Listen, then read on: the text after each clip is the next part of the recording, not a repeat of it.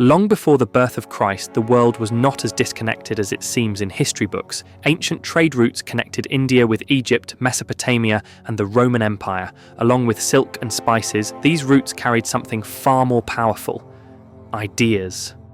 Philosophies, symbols, and spiritual practices flowed silently from the east to the west.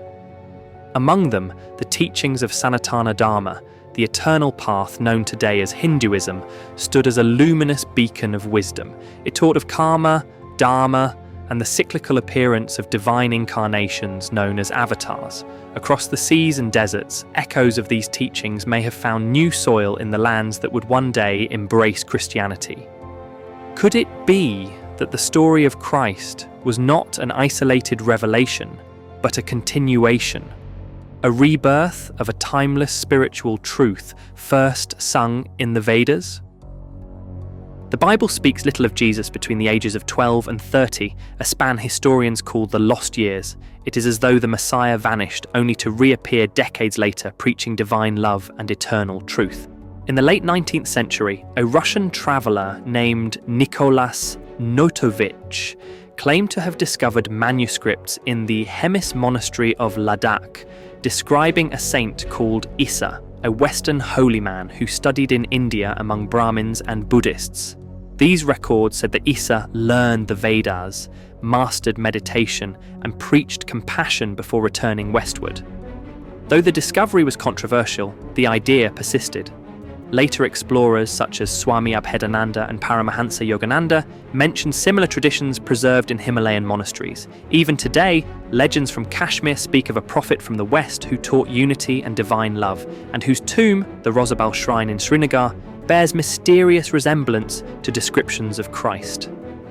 If these accounts are even partially true, they hint at something astonishing: that Jesus may have walked the lands of India, absorbing the spiritual essence of the East before returning to transform the West. When one reads the Bhagavad Gita and the New Testament side by side, uncanny similarities begin to appear. In the Gita, Krishna tells Arjuna that whenever goodness declines and evil rises, he manifests himself to restore righteousness. Jesus declares in the Gospel of John, "I am the light of the world. Whoever follows me shall not walk in darkness." Both speak not as ordinary men, but as incarnations of divine consciousness. Krishna asks Arjuna to surrender all actions to God, just as Jesus prays, "Not my will, but thine be done." Both guide their followers through surrender, not through domination. The message of divine compassion, forgiveness, and unity flows through both teachings like the same river wearing two names. Even the symbolism of the cross, the meeting point of heaven and earth, echoes the ancient Hindu swastika, the cosmic intersection of the spiritual and the material. It is as if the same eternal truth was whispered in Sanskrit and later spoken again in Aramaic. In Hindu cosmology, Vishnu descends in various forms to restore balance whenever chaos threatens creation. The 8th avatar, Krishna, appeared in the Dvapara Yuga to guide humanity through love and wisdom. The 9th avatar, according to many traditions, is Buddha. Yet, not all scriptures agree. Some Puranas describe the Buddha as a symbolic figure who deluded the wicked rather than as the historical Siddhartha.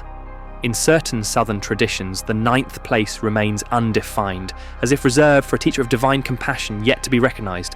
Here lies a mystery. Jesus' life mirrors the essence of Vishnu's mission, to uphold Dharma and redeem humanity through sacrifice and love. His miracles, healing the sick, walking upon water, resurrecting the dead, parallel the divine acts of Krishna. His crucifixion, in which he offers himself for the salvation of others, reflects Vishnu's own cosmic self-offering to sustain the universe. If avatars are not bound by geography or language, could Jesus have been the 9th descent, a manifestation of Vishnu appearing in the West to guide mankind once again toward righteousness?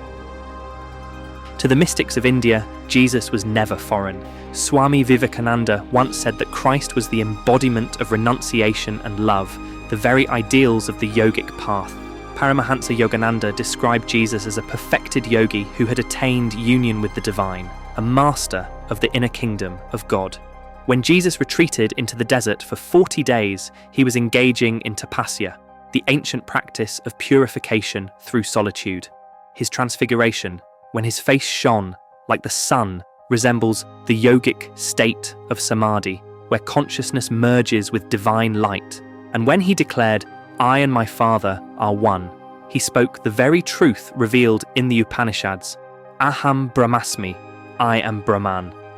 The Christ consciousness he embodied and the Krishna consciousness of the Gita are but two expressions of the same infinite realization that the divine dwells within all beings, waiting to be awakened through love and surrender. Hints of India's influence appear even in the Old Testament. The mysterious land of Ophir, from which King Solomon imported gold, ivory, and peacocks, is believed by some historians to have been located on India's Malabar coast.